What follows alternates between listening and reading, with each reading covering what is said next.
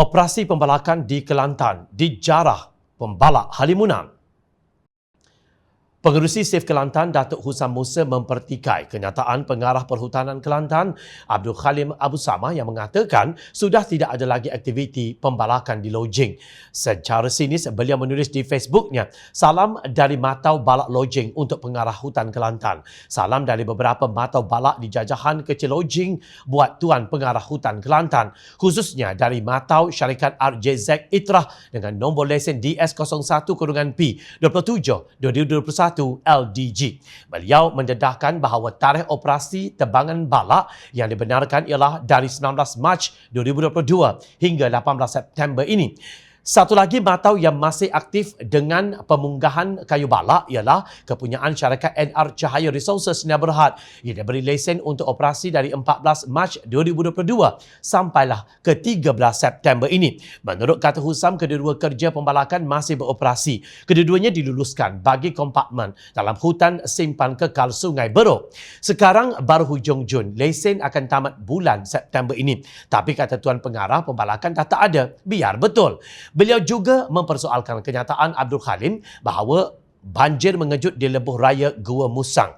Lojing baru-baru ini berpunca daripada penanaman sayur dan bukan pembalakan. Sungai melimpah dari kebun sayur di tanah tinggi lojing dan bukan pembalakan kerana tiada pembalakan di kawasan itu sejak 2008, kata Abdul Khalim seperti dipetik Berita Harian 20 Jun lalu.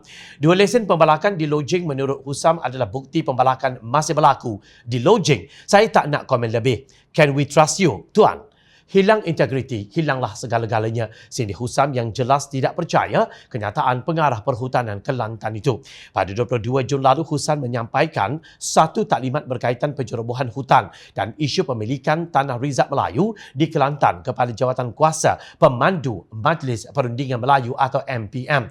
Saya selaku salah seorang jawatan kuasa amat terkejut dengan pendedahan ini dan MPM akan mengambil beberapa tindakan perlu bagi memelihara kelestarian hutan serta mempertahankan Tanah Rizab Melayu, ujar Datuk Muhammad Razwan Abdullah dalam hantaran di Facebook beliau.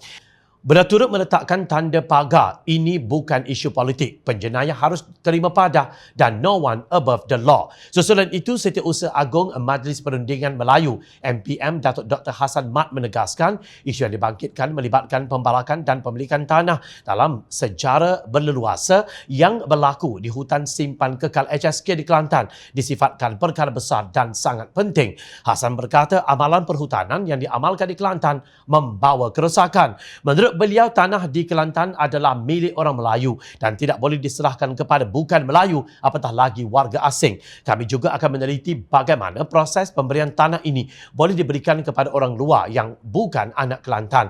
Malah ada syarikat yang sama telah menerima projek berkali-kali.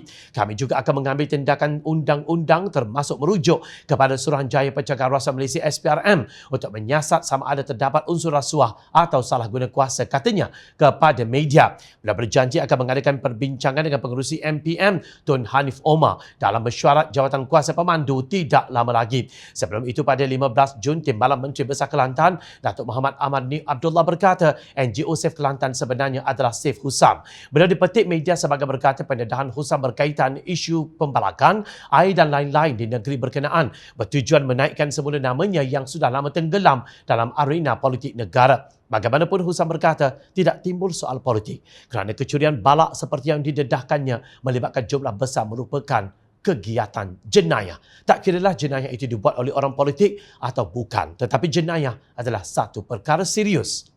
Beberapa tangkap layar cerapan satelit berhubung penggodolan hutan di Kelantan turut tular di media sosial. Takkan masih hendak menafikannya? Adakah pembalak ini semuanya halimunan di mata penguasa?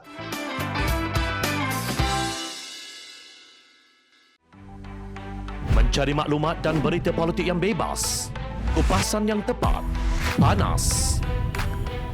Dapatkannya secara eksklusif hanya di Jom Channel. Komitmen kami, pentasan berita Isnin hingga Jumaat. Berbicara dan isu semasa, kami garapkan secara langsung. Panel-panel berkaliber dan profesional. Interaktif, pandangan anda kami raikan.